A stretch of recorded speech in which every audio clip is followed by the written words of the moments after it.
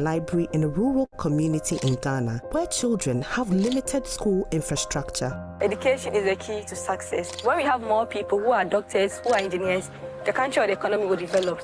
My biggest motivation is two. One is to see an environment clean and then free of waste. Second is to see that every individual, especially a child, has access to education. In the face of a global plastic pollution crisis, Ghanaians are taking matters into their own hands, creating upcycling solutions that are kickstarting new jobs and learning opportunities. They are attracting international support while inspiring future generations to think outside the box and become change makers. I hope we can come together and work as youth to have a greener country and a greener environment. Without collaboration, there will not be solution to the plastic situation in our world.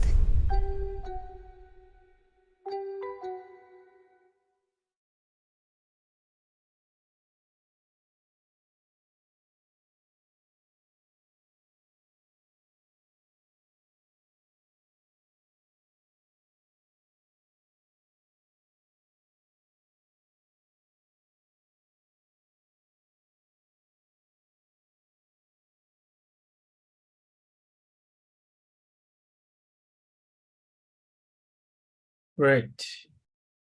So our health break is over. I hope you got yourself a glass of water, coffee, tea, or some snacks. We are going to move now to our panel discussion. And in this panel, we have Dr. Behuria, whom you've heard from already. And then we have Ms. Hulda Ateka, whom I'm going to introduce. Hulda is a principal associate at ALN Kenya, Anjawala and Kana, and a member of the corporate department.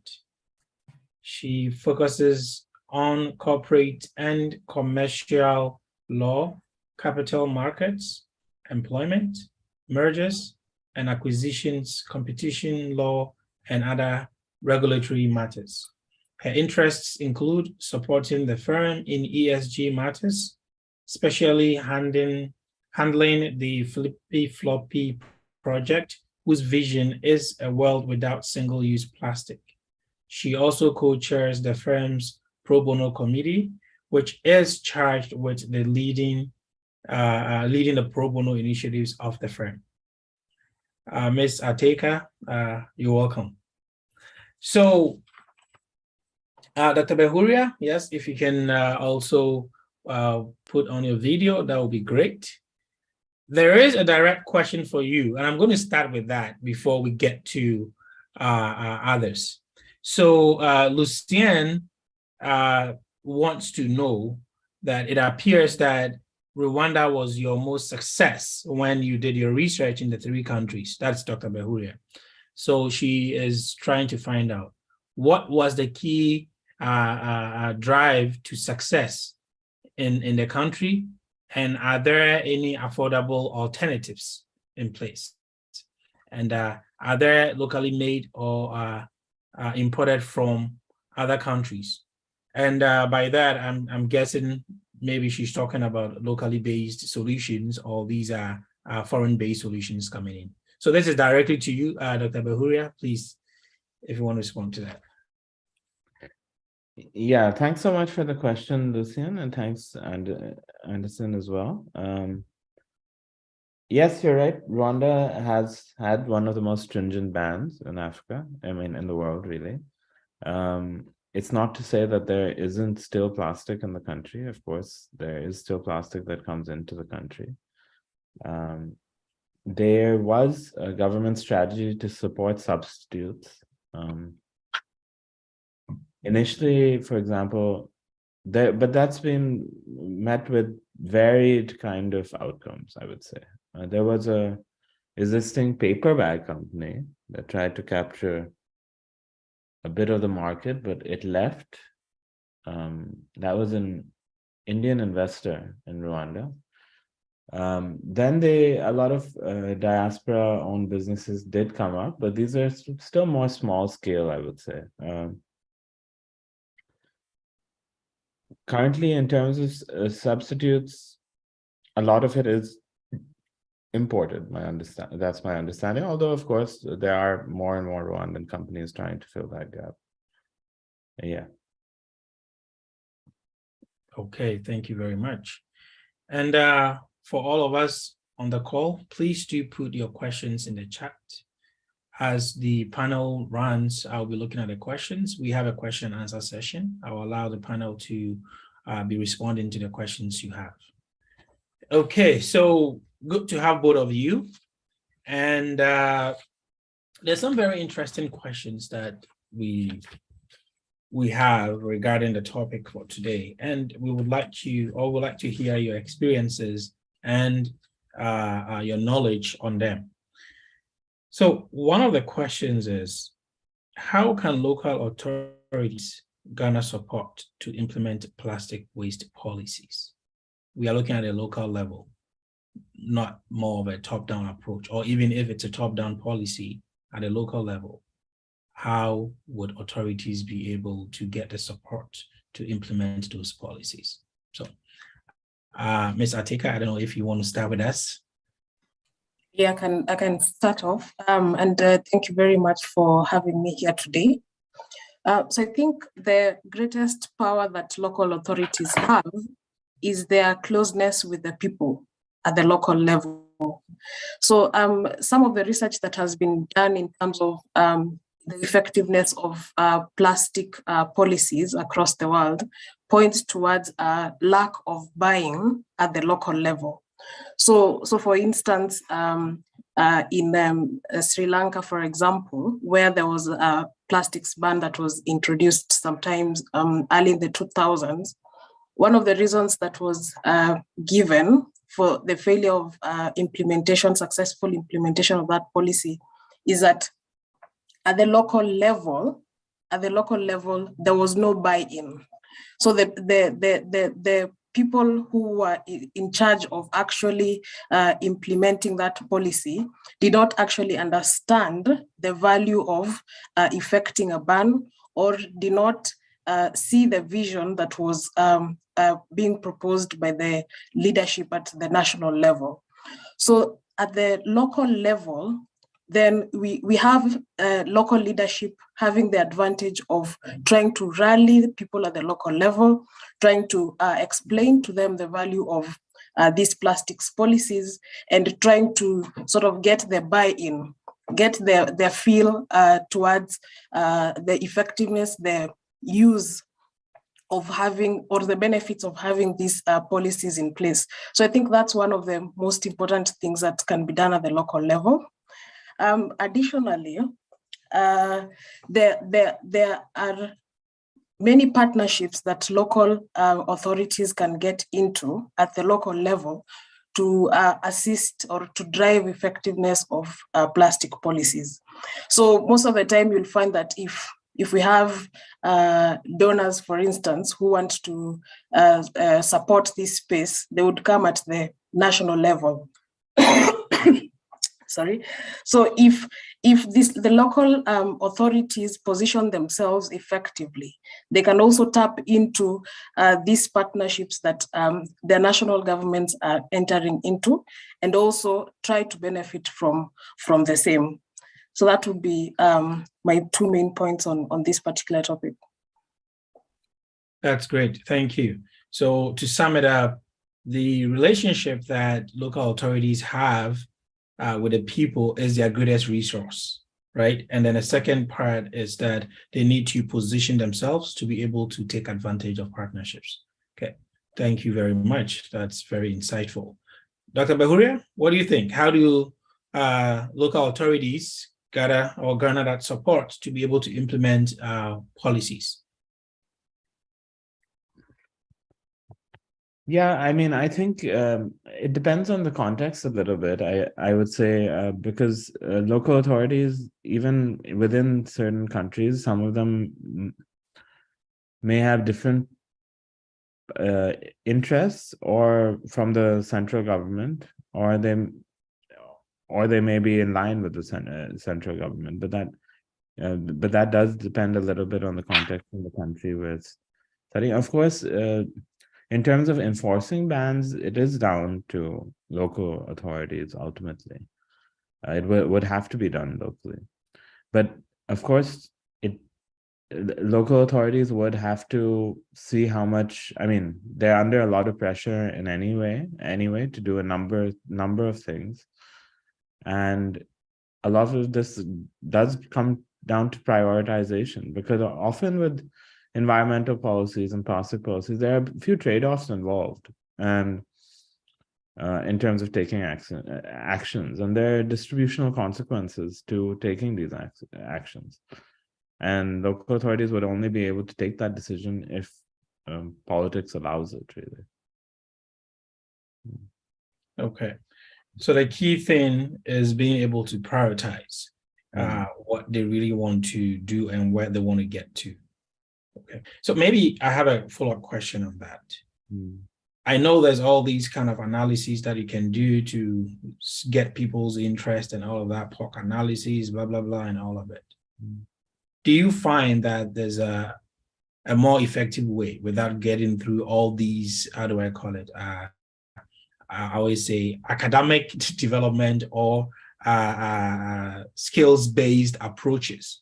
And this is to give some context, because not everybody or most people might not have perhaps maybe the level of understanding or education even, right, about some of these issues.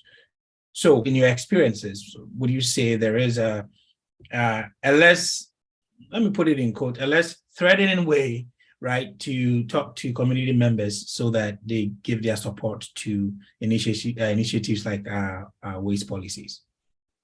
Any of you can start.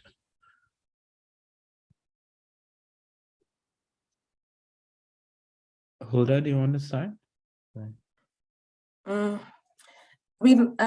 I think local authorities have another advantage that at the national level it's not really an advantage, or they actually wait upon local authorities to feed them with information on the same. So local authorities have the data on the impact of plastic waste.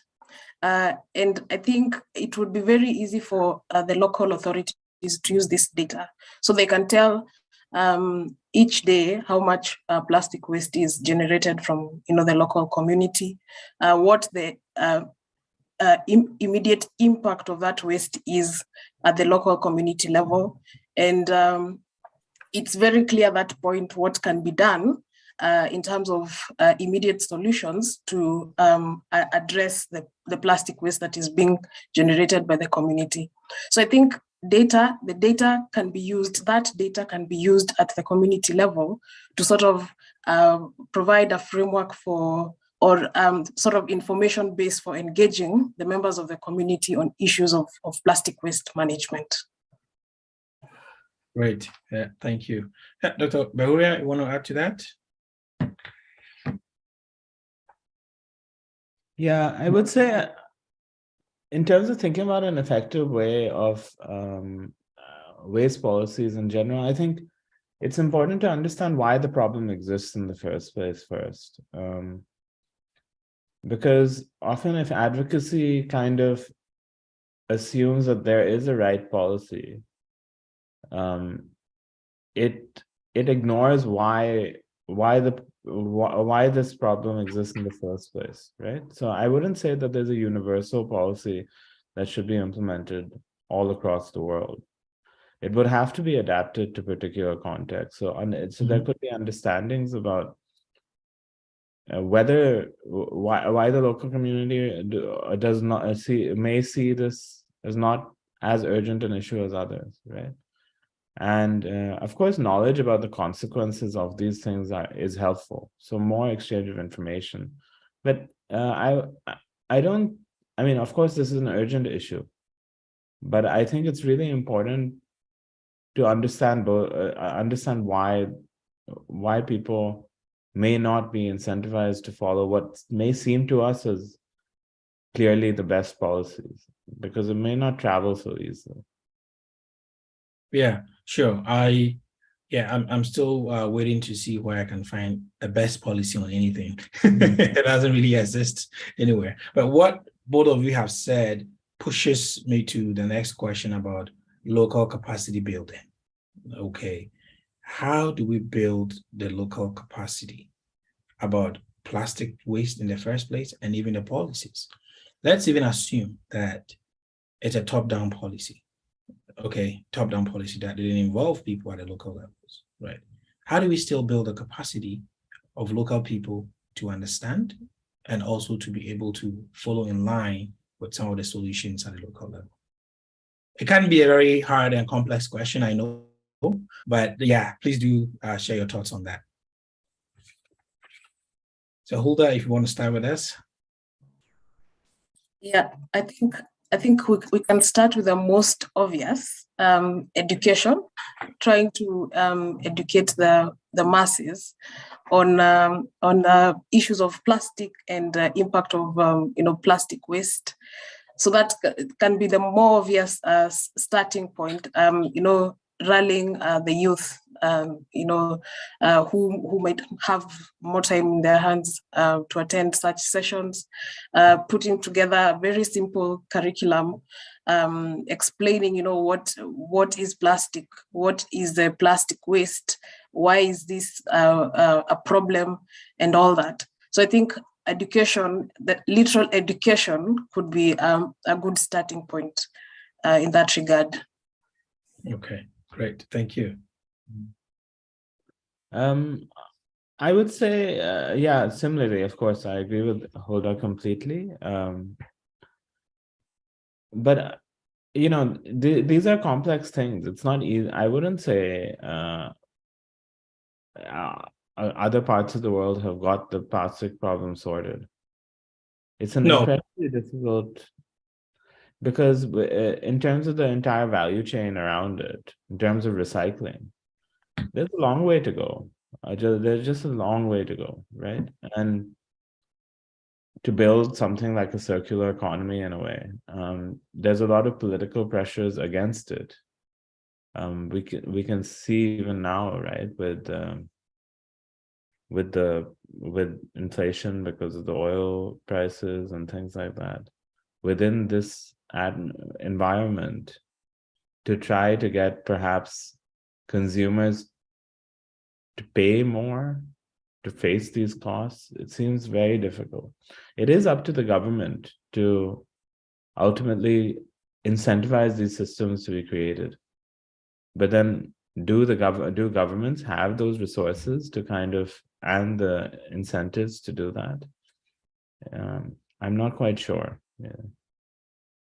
Okay, so from both conversations or responses, what I'm getting is that the local authorities actually also need to set their priorities and decide how they want to approach it, because if, it depends on a sort of a system of governance, right, in the country, if there's real decentralization or not in the system. And even if we say real decentralization, what is it? And where is the money coming from? Normally, it's still the central government bringing some money in to support. So perhaps being able to mobilize resources locally would be good to support whatever they receive from the central government, and perhaps be able to embark on education programs. Of course, know that what the priorities are, and not to feel that everybody else is doing perfect. You know what I mean? I think that's a good starting point, is that, yes, it's an urgency. We have to deal with it. Sitting down doesn't help anybody. But then when you're starting, it shouldn't be as though everybody else has gone 1,000 years ahead of you and you can't do anything, and before you are demotivated not to do anything, right? Every little small action counts. So if they can prioritize, I think, and be able to raise some revenue at a local level, that would be great. And like Hulda said, it might be even interesting to have the youth, if they are passionate about some of these things, you wouldn't need to motivate them much because they'll go out there, right? If they understand what it is, they would go out there, organize their friends, colleagues, whatever it is, to be able to push forward. And that could be a great source of local level capacity building. Okay, thank you. So we have, I have one more question for me, and then I'll take questions from the audience as well. What would be some of the effective strategies to overcome the hurdles or the challenges that countries do face, right? African countries specifically do face in trying to implement plastic waste policies? The challenges, the hurdles, and all of that can mean, how would they be able to overcome, or at least circumvent some of them, to ensure that whatever policies that they have developed would be effective? I don't know if Hulda wants to start again with us. No worries, no worries. So I think one of the issues, one of the challenges in plastic waste management in different parts of Africa is there is a sort of fragmented approach towards regulating waste management generally. So you'll find in Kenya, for example, despite the steps we've made towards regulating different types of plastics or use of plastics in different areas, is that we have multiple frameworks in that regard.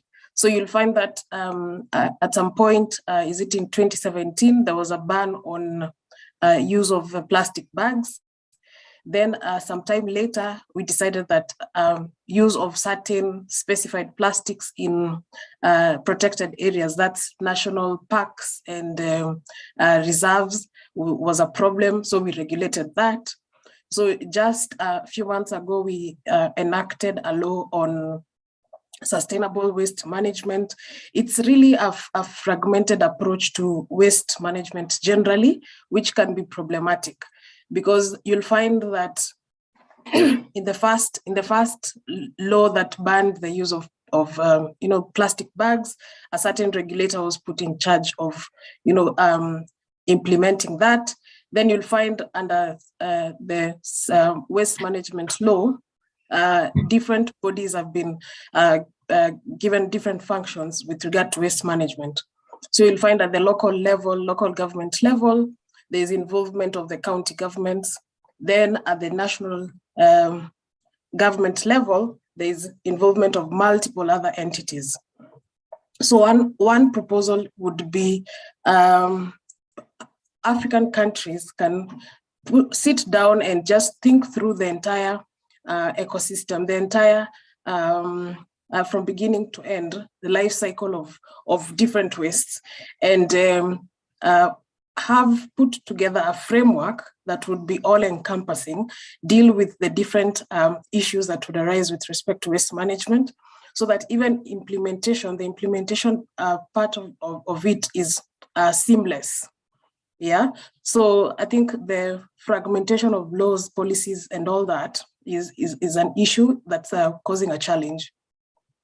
Okay, I think you really hit a nerve there with that, because I think with some of the research that I've been doing myself, and the AfriSat team has been looking at some documents and data, that's what we're finding. And yeah, I watched the, I think it's just last month that Kenya launched the plastics of interest, I think, right? Some specific ones that they are interested in. So I kept asking myself the same question you have. Okay, but you've been doing this for some time. So I guess maybe what was the rationale there?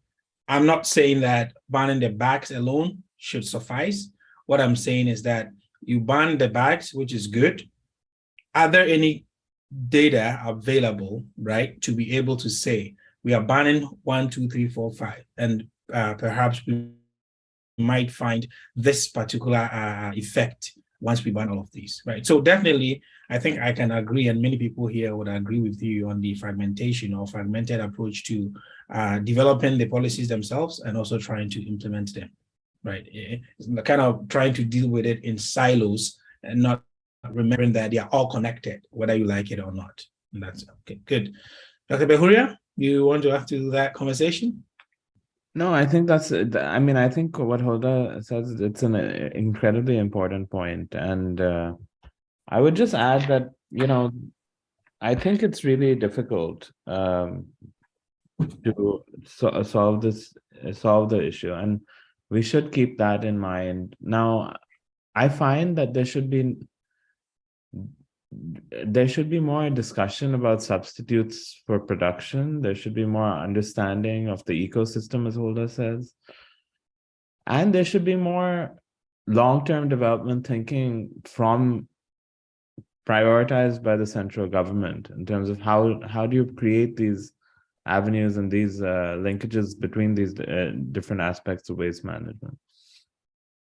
But of course, there are huge political disincentives to do this, and a lot of funding is required to actually do it. So how do you get the financial resources to actually push through this kind of policy?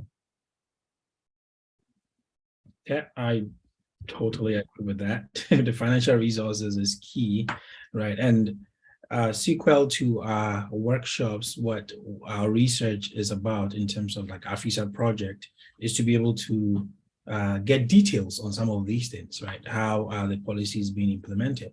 And are they being implemented differently from one region to another?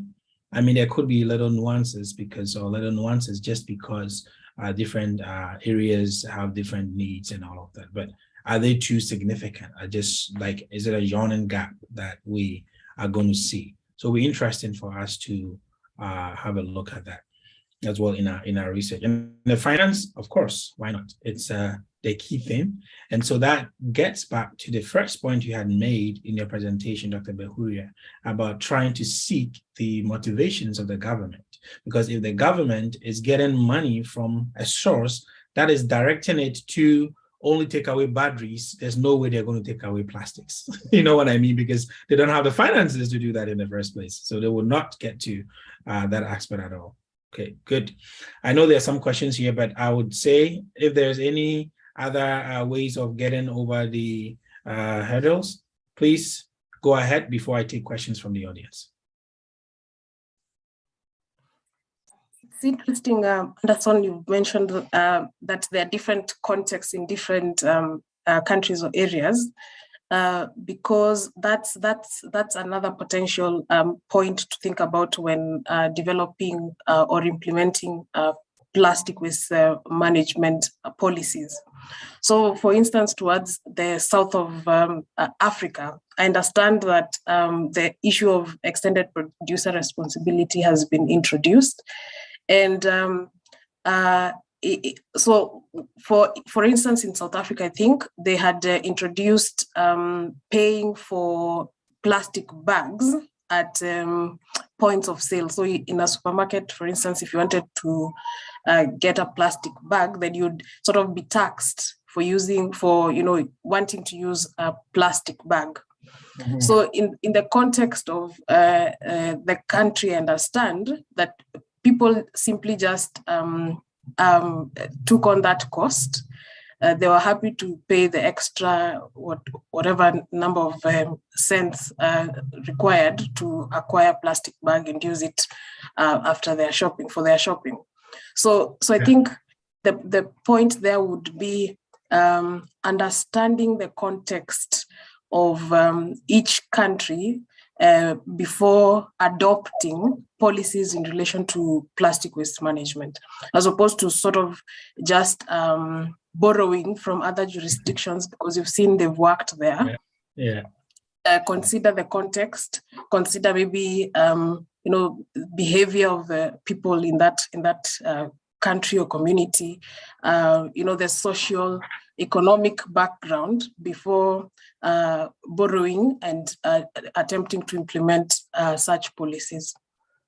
Yes, and I agree with you. And I say, be on an ascending order. Don't put everything at once. Start with one EPR policy, that's extended producer responsibility policy, on something. See how it progresses. Move to the next, right? Or add to it as you go. Instead of lumping everything together and then you don't even know how to regulate or even implement them. Good, thank you. So I have a couple of questions here directly to Dr. Behuria. So in your research in Rwanda, did it come up that traditional values and practices contributed to the stringent ban on SUP's success? I think definitely there is some, to some extent, traditional values did play an important part, especially in relation to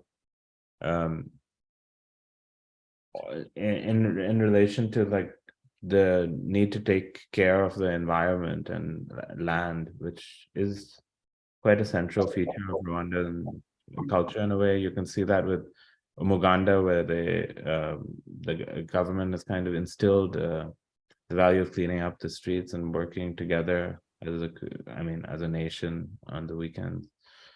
So there's definitely, it definitely did play a role. Do I think it was the defining reason? I don't really think it was the defining reason why action was taken, because of course then it would have always, the ban would have happened earlier. The counterfactual would be. So yeah, it was important, no doubt. Yeah. And I think, Pomeye, I hope I pronounced your name right, but in my own research, what I'm starting to find is that many of these policies and strategies do not actually account for the culture of the people or traditional values a lot. I've not seen much of that, and that's a huge gap. In research that I'm publishing, I focus on the First Nations in Canada, and I have some factors that are key to their ways of living, which I think I make the argument those need to be the focus to drive the approaches, methods that would, because if you just come and dump in a policy, as Hulda was saying earlier, I mean, yeah, you have very little success in many places, but if you understand the culture of the people, what they value, and then you're able to use that as a way of devising educational tools, then you have a much better chance of success in that. And that's what I argue in that paper. But anyway, we're talking about Dr. Behuria's research, not mine. So there is another question from Pomeye, who says that, what do you perceive to be the future of single-use plastics when the world is working towards the just transition from fossil fuels to renewable energy, knowing that 99% of single-use plastics are end product of oil? Interesting. So what would become of single-use plastics, right? We are transitioning to renewable energy and single-use plastics. So I guess to put the question another way is, are we still going to have a lot of single-use plastics in place? Are we going to have better alternatives? What do you think?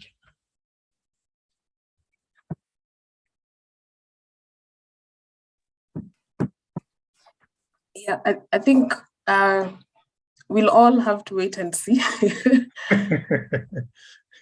Yeah, but I think increasingly, the past few years, there's been a lot of rallying towards, ending or banning the use of single-use plastics. So whether this will take effect, whether this will be as successful in Africa as other parts of the world which are taking this a bit more seriously, will be something we'll have to wait and see. But I believe that there's a lot of goodwill around trying to reduce single-use plastics. So hopefully in the next few years we should be seeing a decline, at least in the numbers that are produced and used. I don't know what you think, Dr. Behuria. No, thanks, Hulda. I agree with you actually completely. I think it's nice. I mean, we are on the way perhaps to having an energy transition, but we're quite far from it. I mean, it's not even happening. It's definitely not happening in the West. It's not happening in India or China. In the sense that, yes, there's more renewable energy, being generated, but I mean, there's more coal being produced as well, especially in China and India. So, I mean, I think it would be very welcome to end single-use plastic or decrease it at least, but I think it will still take some time, but there's good positive signs that's about. Yeah. Alternatives is what I think the R&D should go into, and not just any alternatives, renewable alternatives as well, or easy to recycle alternatives. Otherwise, we'll be in circles. We'll come back and the next few years, we'll be talking about the same thing here. So the final question from the audience, and Delali is asking Dr. Behuria, if you have some critical examples of specific data relevant information used in generating plastic ban policies, particularly in Rwanda. Was there any data generated in trying to develop those policies? Did you find that? And how is that different from some other countries that have used data? There was, prior to Rwanda banning plastic bags, I mean, actually quite a few years before they banned plastic bags, there was a report done by the government that estimated plastic waste in the country and the damage it was causing. I think this is the kind of data and that all governments do have, and they've used and activists use to bring attention to the problem. Now, of course, it's important to have this data and to show, to provide that, especially as those who are lobbying for anti-plastic policies, right? But it may not always be enough to just have that data. But I think without it, it's very difficult to make the case. Great. Good. So we're wrapping up the panel discussion, and I want to thank you both for your insight and also sharing your experiences. This is great. We'll come back to you in the program. I'm just trying to summarize a little bit of what we've discussed so far. One key thing is the relationship between local authorities and the people at the local level is a resource that needs to be tapped. We are also looking at priorities or prioritizing at a local level. Also, partnerships of local authorities. They should position themselves to be able to partner either external or internal organizations that seek to make a change there as well. And then local level data being utilized within a locality as well as at the national level is also important. We've also looked at education and awareness creation. So creating a curriculum, for example, the youth, a simple one that would be able to be more encompassing and not just for people who have been in, I call it a four-walled school or institution, but across the board for everyone to be able to learn from. And also in terms of dealing with hurdles with implementation, we need to stop the fragmentation of implementing the waste policies. The governments need to look at the life cycle of waste and also the life cycle of the policies themselves so that they are able to develop strategies that will be more effective and efficient. The next to deal with the situation is financial resources to do that. And if you're going to get financial resources from an organization or a country that has some specific needs, it will be hard for you to be able to do your own local level or develop your own local level policies to that effect. And finally, understanding context before any African country decides to, I'll use Hulda's word, import a policy is very important. Look at your own context, understand what would work for you and what would not work for you, and that would be good in terms of developing your own policy. So both of you, once again, thank you. This has been really, really great. Okay, so we are going to take another health break. So please walk around a little bit. I know we've made you sit for a while. The conversations were really interesting. So please grab another glass of water, coffee, a snack, and please do come back. As we do this, the production team will be showing another video. Thank you.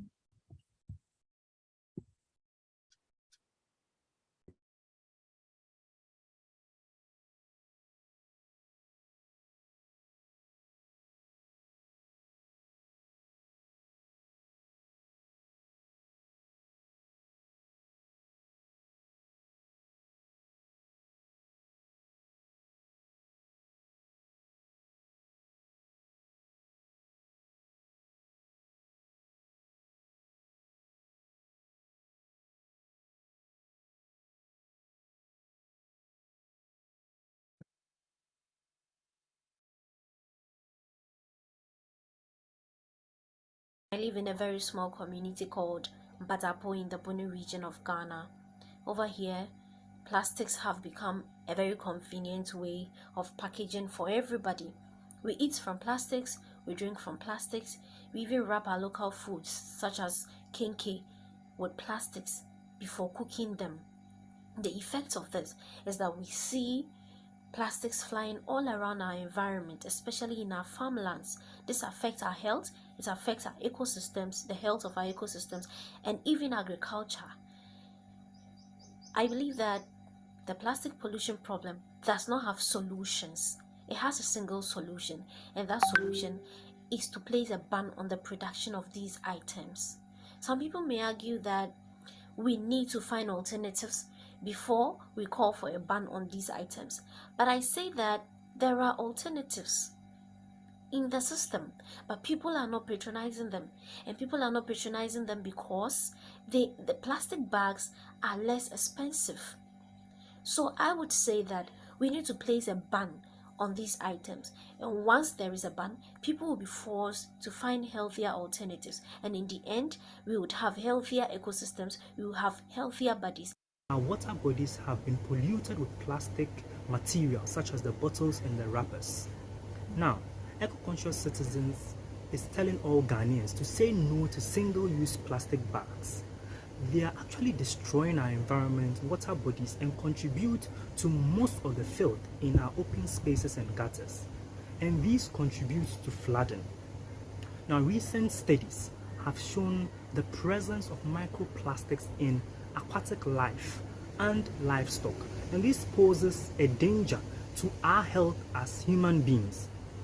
Plastics take ages to decompose and are harmful to the environment. Now, we appeal to all Ghanaians and people around the world to use biodegradable, reusable, and eco-friendly materials when shopping or packaging food. And also, government institutions and private sectors should partner and find solutions of reducing the single-use plastics in the system. There are quite a number of recycling units at Tema, such as CESA, which takes your plastic bottles and recycles them. If we can do this and we can segregate our waste properly, this would help us help the environment and sustain our ecosystem. Hello, I'm Pasi Marunji from Democratic Republic of Congo. I'm the founder of Maxi Compost, a waste management company based in Lubumbashi, DRC. So basically what we do at Maxi Compost, we compost. So we produce organic fertilizer for farmers using organic waste. We don't just stop there because we all know plastic waste is also a big issue in our environment. So what we do currently, we partner with recycling companies to recycle our plastic waste. So we have these PET which are recycled by our partners. We also have these HPGE which are also recycled by our partners. So this is how we contributing our own quota into managing plastic waste in DRC. According to the Global Plastics Outlook, the amount of plastic waste generated across the globe has doubled over the past 20 years. The key drivers of this rising plastic usage is 1, increase in human population, and 2, income levels. Plastics waste are causing adverse impact on human health.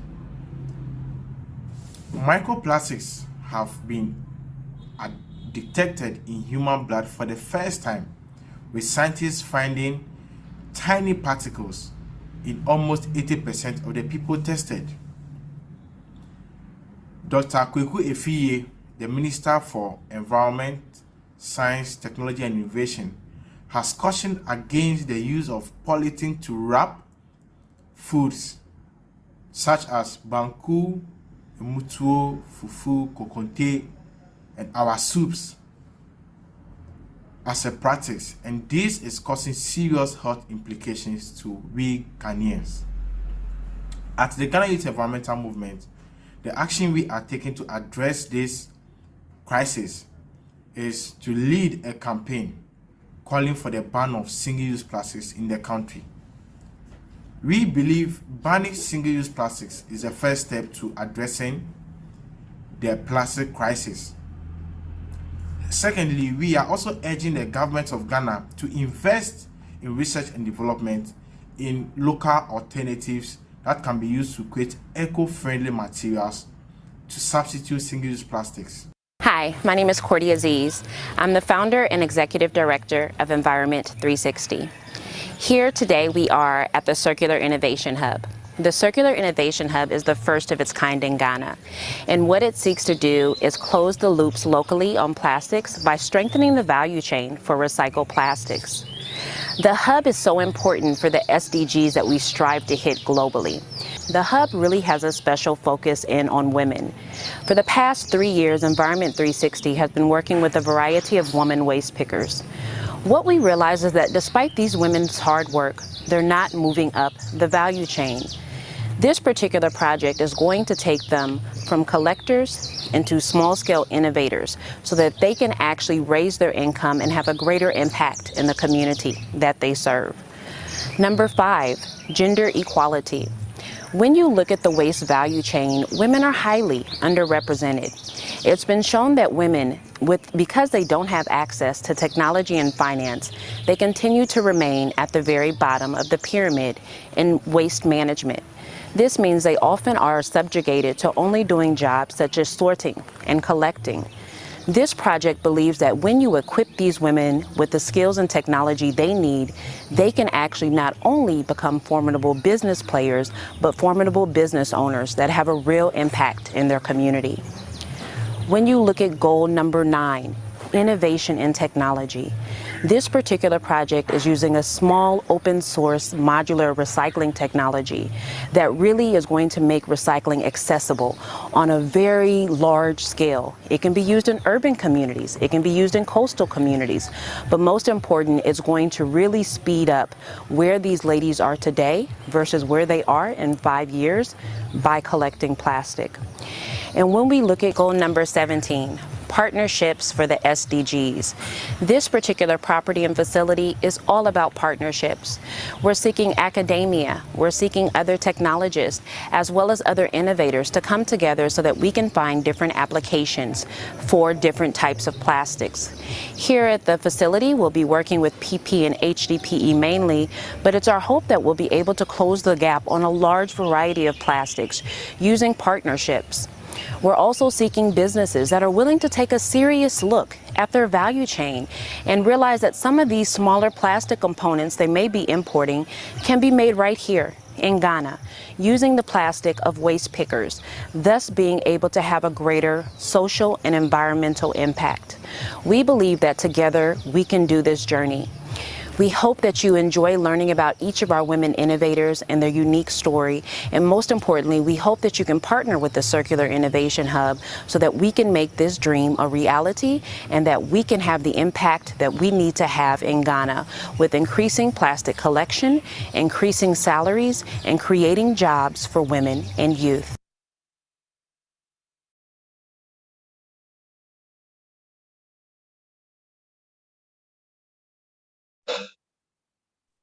Thank you, production team. So we are moving to breakout rooms now to have participants also share their views and their knowledges on some of the topics that we've been talking about. So the AFRISA team members will be leading these conversations and they will report back to the plenary once we are done.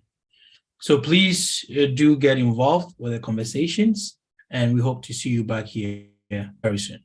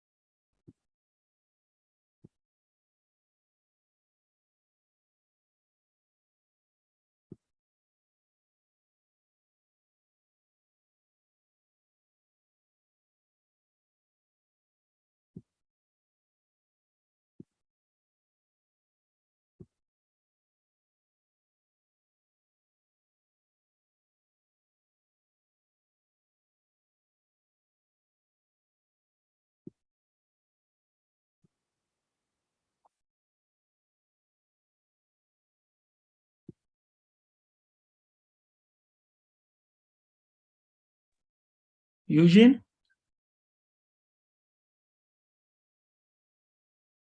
Eugene?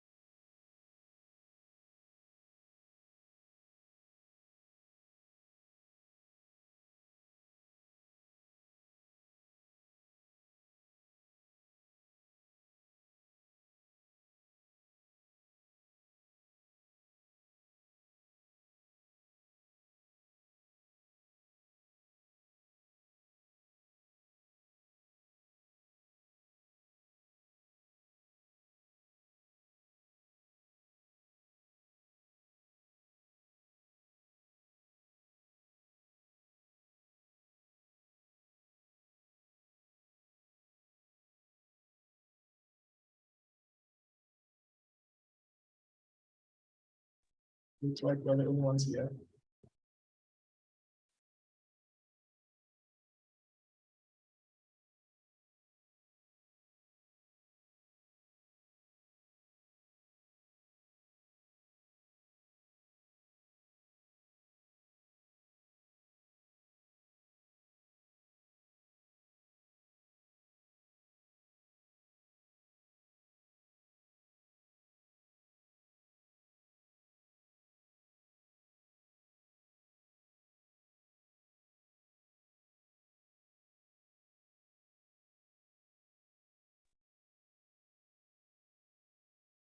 Thank you all very much. I came through the rooms and I was hearing very exciting conversations. All right, so the AFISA team leads, if you could please update us on what was discussed, the key things, so we can move on to the second breakout rooms, that would be great. So for group one, Felix? Okay, thank you. So I was in the room one where Collins Gamely, and Sarah Ho, and they spoke from Ghana. So they gave Ghana's perspective. I think they acknowledged that there are some form of policies that have been put in place, sort of. However, I think there's a problem with the implementation because they've not really.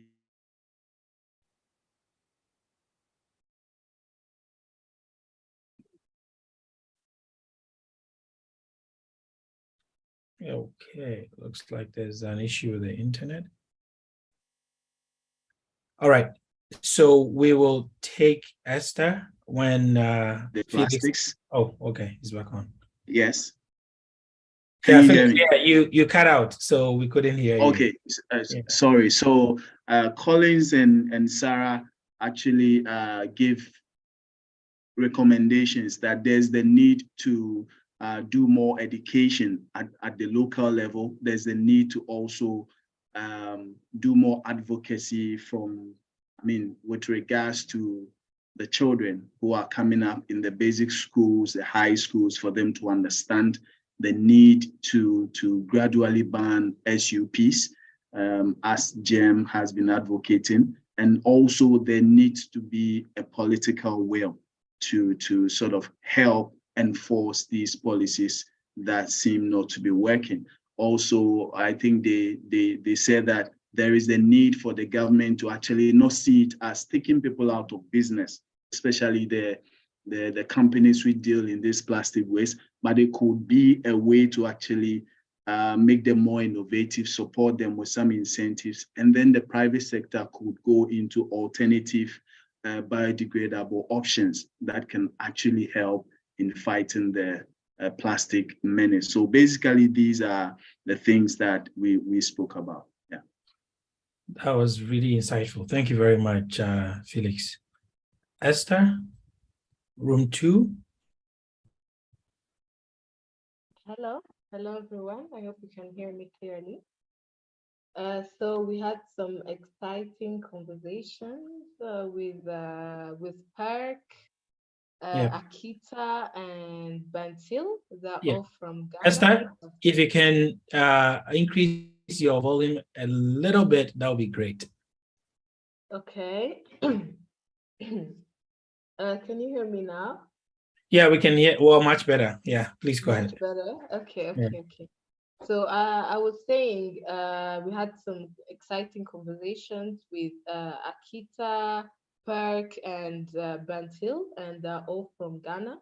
So they shared the current policies which are either implemented or encouraged in their country, which is recycling.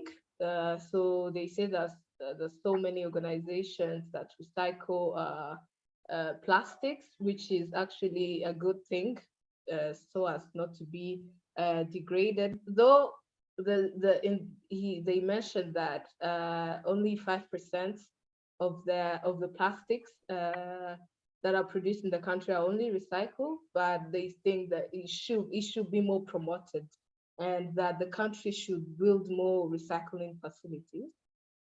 Okay. So they so one of them think that the EPR schemes should also be encouraged in Ghana. We also had, and they also suggested that if there was a sort of a policy, a ban policy in Ghana, it should be implemented step by step. I mean, start with banning single-use plastics, and then we can go on and ban other stuff as long as we have found, alternatives. And also education is very key. Education, because some people in Ghana complain on the waste management fees. So there's a need to make this awareness to other people, the use of this waste management fees and the way they are important in trying, to put our homes clean and everything. And Okay. lastly, they mentioned something which I feel like is important. So, like, one say that banning plastics in Ghana is actually not seen as a good thing by most people, but maybe it will be a motivation to find alternatives. People complain that we don't have alternatives for single-use plastics. What should we do? Maybe if they start by banning, then it would encourage more innovations on searching or on other alternatives to single-use plastics. I think that should be it for my group. Thank you very much. Yeah. David, room 3. Yeah, thank you, Esther. Thank you, Anderson. I think really exciting things have been shared already. So from group room 3, I think we have spent a lot of time, so I'm just going to wrap up quickly on what we shared in there. We had really exciting conversation. We also talked about some issues between Ghana and Kenya. And I think the main issue we got from Ghana was that there is no policy in terms of band specifically.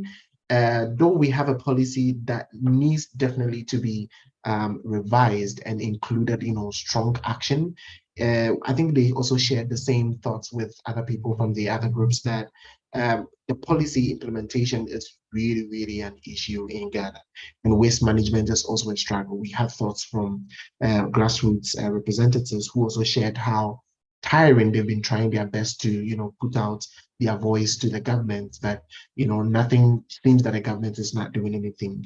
We have thoughts from also Kenya sharing how they are banned and how they went through their process. And one thing that came out from that conversation was that it's a collective action from different departments, which is very significant for any policy or any ban-related initiative, which is that the government sees the need to do that. If the government doesn't see the need, it's very difficult for grassroots or down to top approach to be implemented. And we also saw that there are a lot of contributing factors, which we can also relate from Dr. Patricia's research. Example, in Ghana, we are not sure if this is an influencing factor, but Ghana has oil and definitely could or might not have an influence in sort of getting the government's attention on that. Though there were challenges that we also asked the grassroots that what do they think about the approach from the grassroots? Are people willing to do that? But there was a very insightful answer that was shared in there that people are willing, though we cannot get 100% people. But the issue is that plastics are cheap. So if the cheap products are readily available, no matter how high your willingness is, you're not gonna buy the more expensive ones. So it seems that there have to be policies to regulate people's willingness to sort of dive into helping to get this. Though there is a challenge with consumption, at the end, the bulk challenge goes into the management.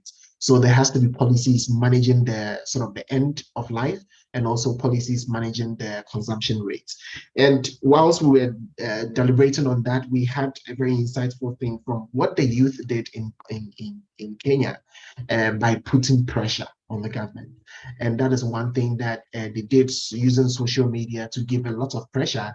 And of course, that was from a very research-backed initiative to be able to identify why the government should ban it or why the government should have strict policies. So this and many exciting things were what we talked from our group. Yeah, thanks to all the guys who shared their thoughts. Thank you very much, David.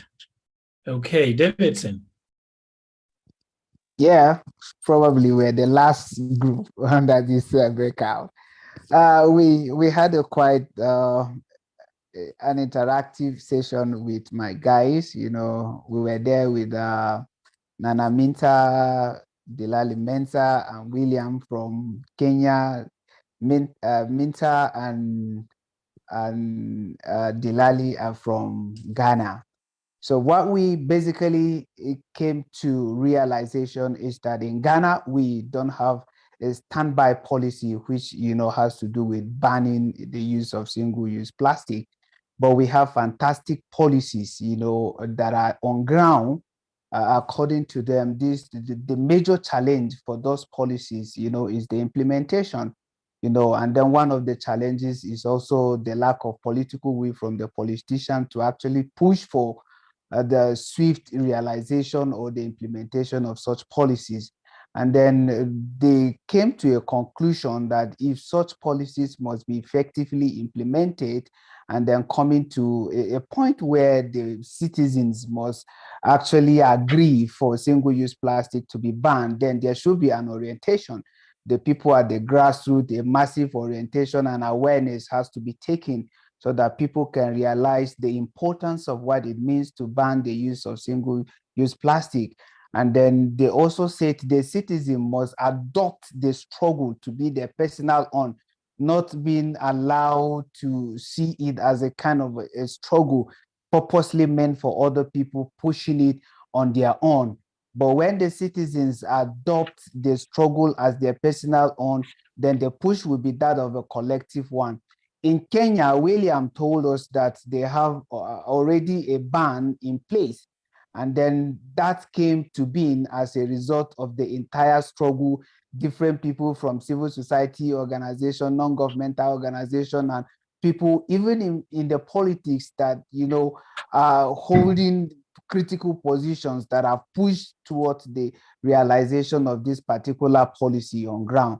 So basically, in Kenya, it is working out effectively, and there are quite a lot of templates on ground ready for other people, other African countries who are towing the same path to actually borrow a leaf from them and use. But in Kenya, the major challenge is the implementation, which we all agreed that orientation and then the political will has to be, you know, enforced. And then even non-governmental organization has to sponsor private bills. And this private bills has to, you know, be a kind that will carry out the citizens along. So from our end in room 4, this were why we actually came out with. Thank you. Thank you all very much. Have a bunch of notes here. Very good. That's great. So we would quickly get into the second breakout rooms, and we're going to have 10 minutes for the sake of time. 10 minutes, very quick. And for this breakout room, each room has a particular question that would be discussed. So let's get back here in about 10 minutes so we can wrap up and then close the workshop for today. I'll see you back here in about 10 minutes.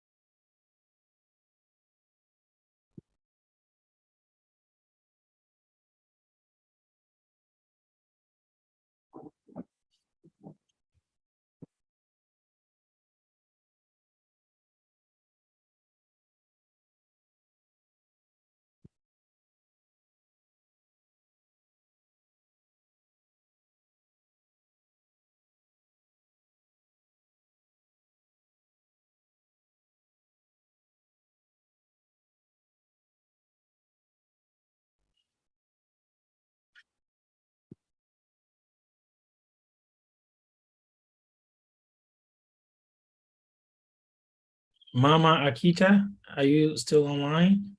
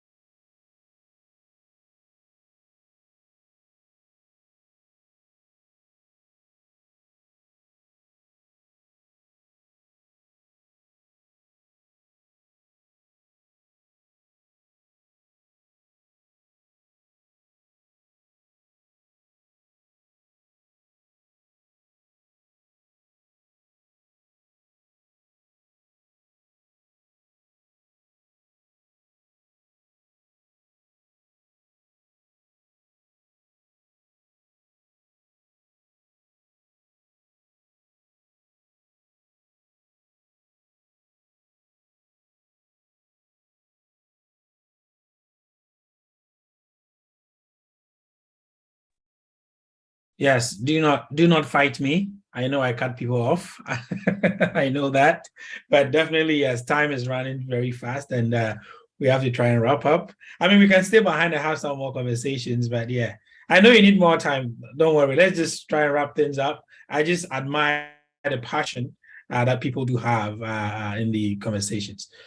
All right, so we'll start with you again, Felix. If you can please give us a quick summary of what. Okay, so since we are far behind time and you need a quick summary, what we had to look at was, what do you think will be the response of people in your country or community should plastic waste be banned? Right now, the panel that I had, they were of the view that even for people to react towards the plastic ban, they will need to have a certain knowledge about its use. So if they don't really appreciate or understand the effect of plastic waste pollution, then definitely they will not bother about it being banned completely or not. So that's a very important factor. And then I think one of the things that also came up is that Sarah from GEM said that she had worked with some people or focus group, schools, churches, and all that. And she has come to understand that banning it completely is actually good, but then people will not really be happy about it, because for now, that may be the main, option that they have. And so there needs to be more advocacy. So just like the glass bottles, they had to take time to, get rid of it, to transition to plastic use. Is the same thing that we have to do. We need to give more time, but then other options that will help. I think Collins also made mention of the fact that we need to pilot these implementations. And so you don't do it generally, you have to do it within a specific space or community, and that would actually give you more ideas. So you don't face implementation snacks if you have to do it on a larger scale. So at least you have some knowledge of the challenges. There needs to be progressive information, the implementation, public awareness, which is important. And then also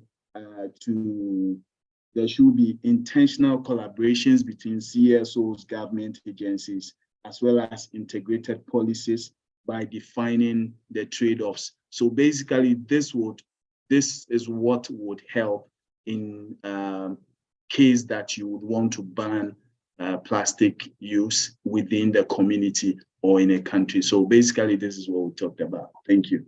Thank you very much, Felix. I know there's a lot you could have said, but thank you. So Esther, next, very quick. Okay, I'll try. Like 30 seconds. There's no way you're cutting me off again here. Anyway, so we were assigned to talk about the topic was besides from banning plastics, what other strategies that can be used to effectively manage plastic waste? So first, we acknowledge that the banning of plastics, whether it's single use, it's very key to have an effective waste management. Some of our participants put it is like to banning is like to stop a tap of water in order to reduce the flooding.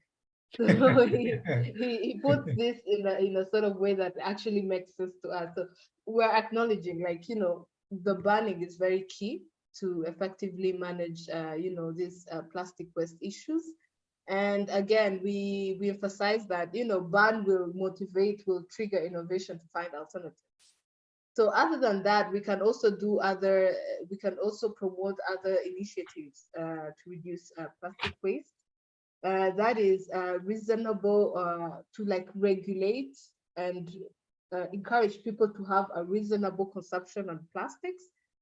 So we could have policy that control how we consume plastics, or control the imports or the production of plastics, which should also be backed up by data. Yeah. And another key point is that maybe it could be great if we could, like, disincentivize, the plastics. That is, increase taxes on plastic. That would be either on imported single-use plastics or those that are locally produced. Okay. And another key thing would be like to increase the recycling facilities.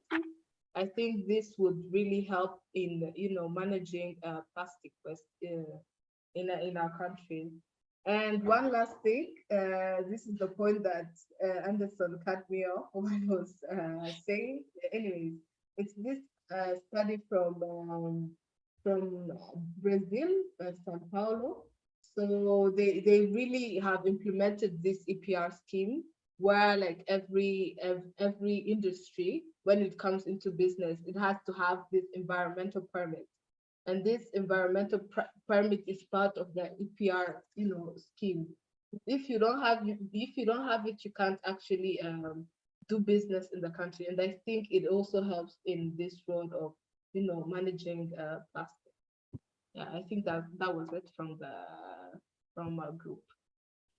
Thank you very much, Esther. At least I didn't cut you off. That's good. David, you're next.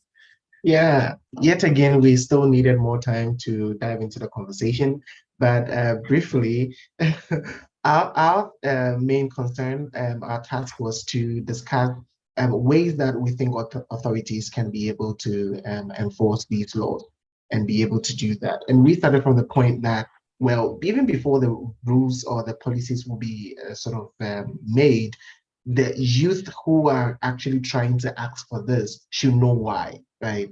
Because it seems the government, I mean, now we can say that they cannot say they do not know. They do know, but then why, right? Because I'm sure they're also thinking about political reasons and also, economic stuff and stuff like that. So as we have example from Kenya where they've enforced and they put pressure, the youth have to know why they are asking for this. And this has to be definitely backed by research for sure. And also we realize that one of the means we can actually get everyone involved to make sure that the policies that we have are working is through education. And we also got some thoughts in there that, I mean, how can we make the education more effective to everybody? We realize that getting the education to the grassroots is very important, and to make sure that people in remote areas and people in the cities and everyone is equally informed about the whys and the hows and the whats, so that we can get everyone moving through this line to make sure that we are all going towards the same direction. Of course, there are things to also include in this education, like considering languages, which means that the education has to be brought to the people's level in terms of how they can understand in terms of language, and also to accessibility, like bringing it to social media. So if we can see government authorities sharing these kind of initiatives on social media, like we did in Ghana, with some of the new policies that are coming out, not related to plastics or waste management at all. But how do we able to effectively do that? If we can bring that same line to plastics or plastic policies, that could be an interesting thing. And we also got an interesting input from involving children in this whole approach, because we realize that normally these things are really like, let's get the adults doing this. But sometimes you get the kids come home and then they are like, okay, mommy, daddy, we did this in school, and then the kids can actually get even the adults involved in this, because trust me, these kids have their ears all around and they can know what is actually going on. So more insights were coming in, and then we got the breakout to come back. Thank you. Well, I take the blame. That's okay. I really like that last point about the intergenerational transfer of environmental knowledge from kids to the adults or people in their households. It's actually an area of research that there seems to be some more interest to see exactly what the processes are involved in transferring those knowledges. Thank you. Davidson, you have the last point. Yeah, from our end, I think we basically talked about the policies need to be taught, from the grassroots to all other strata, levels that are there, so that people can get the needed information they need before some of these things can come to place.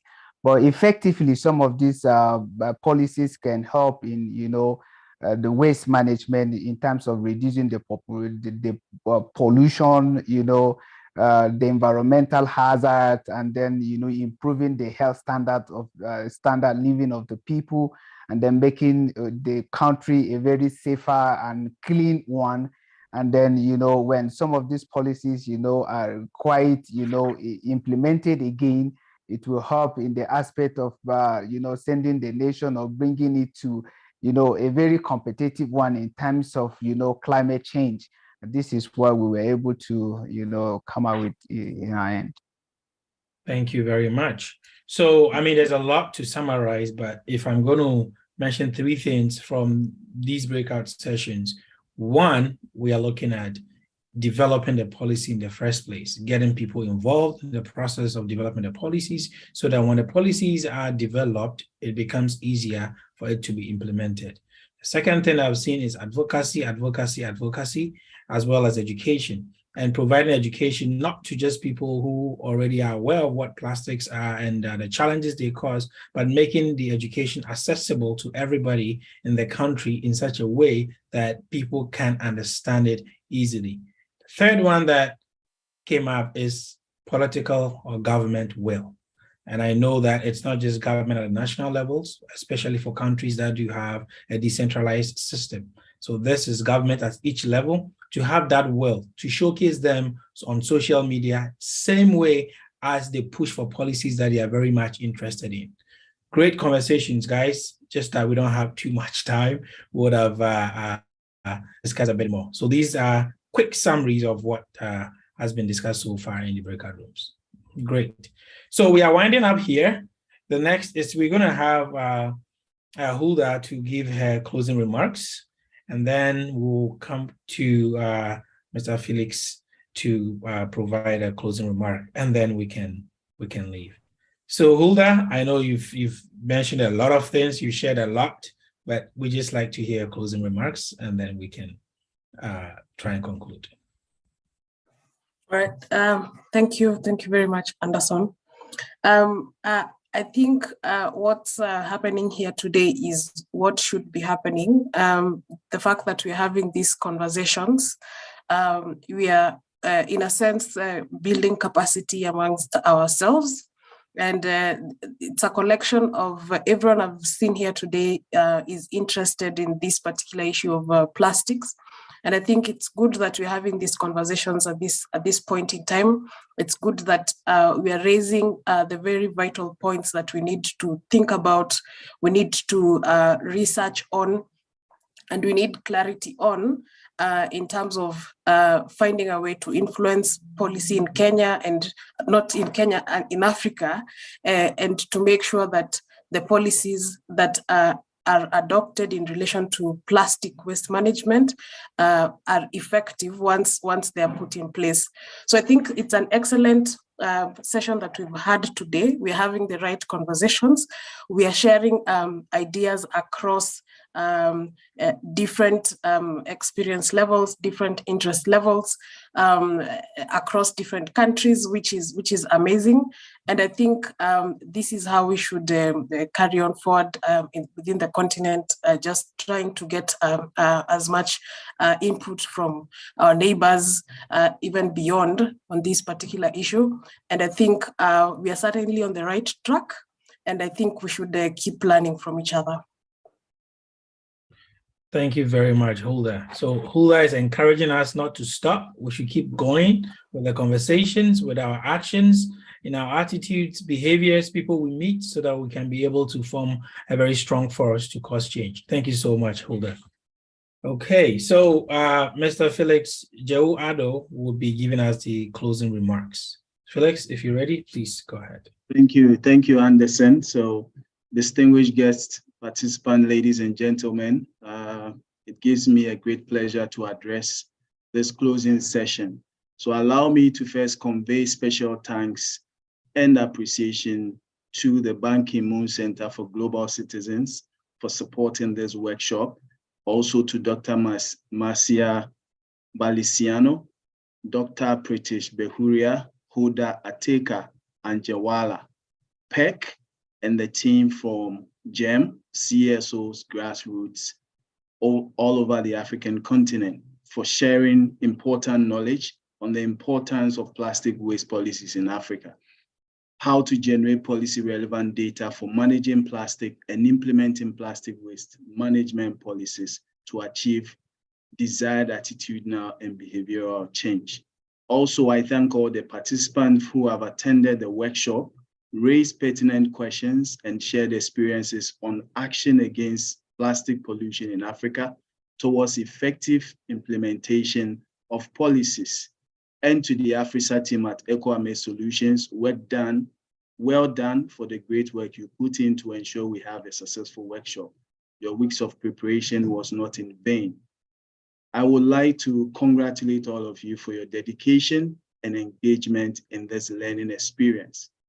This workshop has provided an opportunity for stakeholders in the plastic waste management space, i.e. policy analysts, enforcement officers, plastic waste management practitioners, and educators to engage in conversations and discussions on effectively implementing plastic waste policies in Africa.